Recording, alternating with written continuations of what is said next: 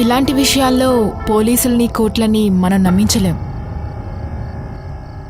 So నేను ఒక స్వామీజీని రమ్మన్నాను.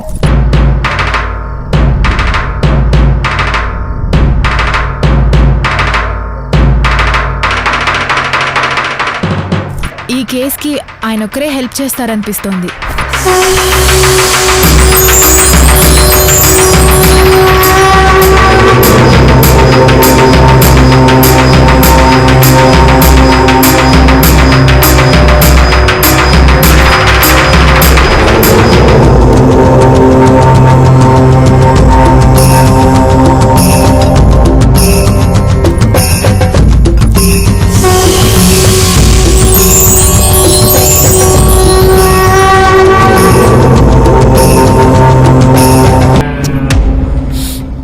శవం వాసన నాకు తెలుస్తుంది.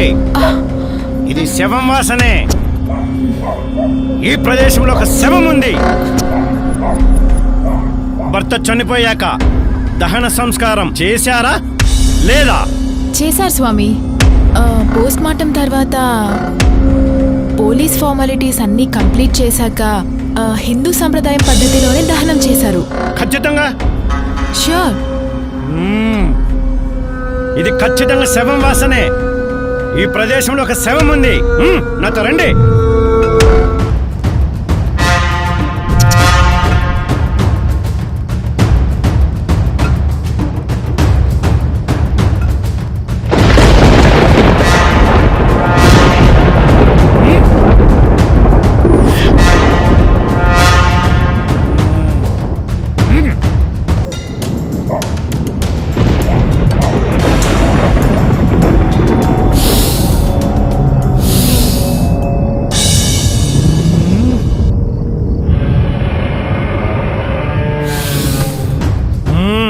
ఇక్కడ తవ్వండి.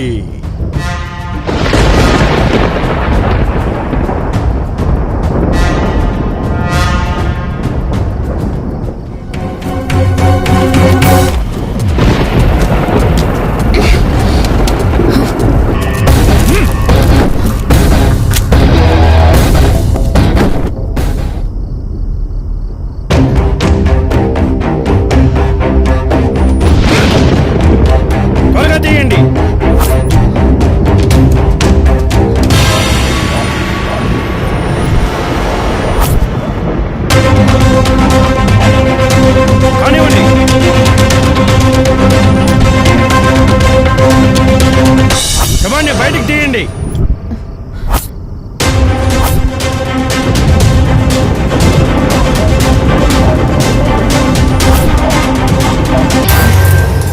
కొంచెం డీటెయిల్గా చెప్పు. ఒకరోజు పోలీస్ కమిషనర్ నన్ను పిలిచి ఒక స్పెషల్ కేసు ఇచ్చారు. ఆ కేసులో నేను ఈ అరవింద్ని చంపాల్సి వచ్చింది. I'm totally confused. నీ భర్తకి ఈ బాడీకి రిలేషన్ ఉందా? అదే నాకు అర్థం కావడం లేదు. ఏంటా పేపర్? లెటర్.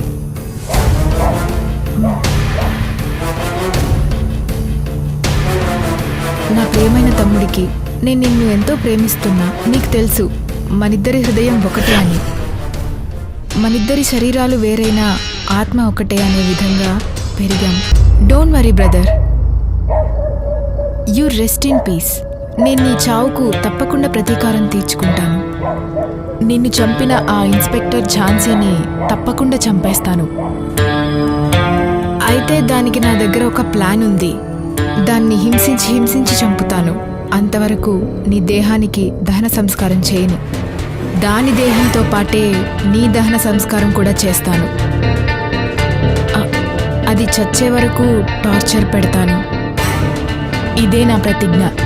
ఇట్లు నీ ప్రియమైన అన్న జేకే. అలా అయితే తన తమ్ముడి చావుకి ప్రతీకారం తీర్చుకోవడానికి కొరకు కావాలని నన్ను మ్యారేజ్ బ్యూరో నుంచి ట్రాప్ చేసి పెళ్లి చేసుకున్నాడు. అందుకే నన్ను టార్చర్ పెట్టి చంపాలని చూశాడు. ఓ గాడ్, బ్లడీ బ్రదర్స్.